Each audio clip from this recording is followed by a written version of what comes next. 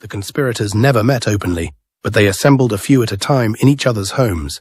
There were many discussions and proposals, as might be expected, while they investigated how and where to execute their design. Some suggested that they should make the attempt as he was going along the Sacred Way, which was one of his favorite walks.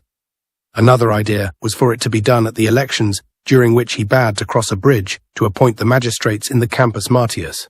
They should draw lots for some to push him from the bridge, and for others to run up and kill him.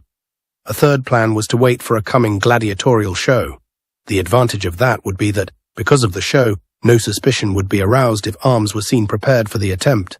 But the majority opinion favored killing him while he sat in the Senate, where he would be by himself since non-senators would not be admitted, and where the many conspirators could hide their daggers beneath their togas. This plan won the day. Caesar's friends were alarmed at certain rumors and tried to stop him going to the Senate house, as did his doctors, for he was suffering from one of his occasional dizzy spells. His wife, Calpurnia especially, who was frightened by some visions in her dreams, clung to him and said that she would not let him go out that day.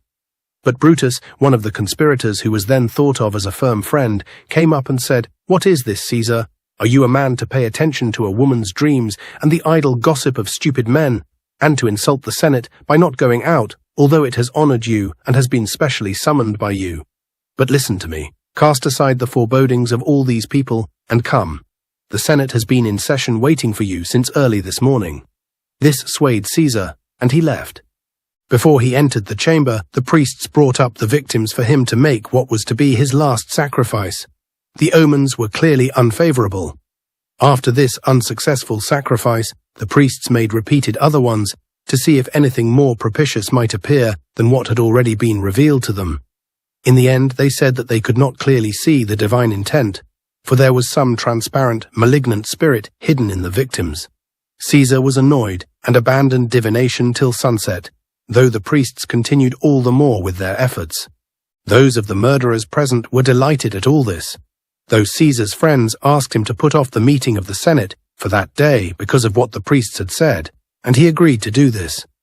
But some attendants came up, calling him and saying that the Senate was full. He glanced at his friends, but Brutus approached him again and said, "Come, good sir, pay no attention to the babblings of these men, and do not postpone what Caesar and his mighty power has seen fit to arrange. Make your own courage your favorable omen." He convinced Caesar with these words, took him by the right hand, and led him to the Senate, which was quite near. Caesar followed in silence. The Senate rose in respect for his position when they saw him entering. Those who were to have part in the plot stood near him. Right next to him went Julius Caesar, whose brother had been exiled by Caesar. Under pretext of a humble request on behalf of this brother, Caesar approached and grasped the mantle of his toga, seeming to want to make a more positive move with his hands upon Caesar. Caesar wanted to get up and use his hands, but was prevented by Caesar and became exceedingly annoyed. That was the moment for the men to set to work. All quickly unsheathed their daggers and rushed at him. First, Servilius Casca struck him with the point of the blade on the left shoulder, a little above the collarbone. He had been aiming for that, but in the excitement he missed. Caesar rose to defend himself, and in the uproar, Casca shouted out in Greek to his brother. The latter heard him and drove his sword into the ribs. After a moment, Cassius made a slash at his face, and Decimus Brutus pierced him in the side. While Cassius Longinus was trying to give him another blow, he missed and struck Marcus Brutus on the hand.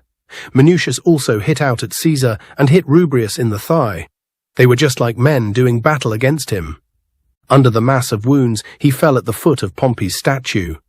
Everyone wanted to seem to have had some part in the murder, and there was not one of them who failed to strike his body as it lay there, until, wounded 35 times, he breathed his last.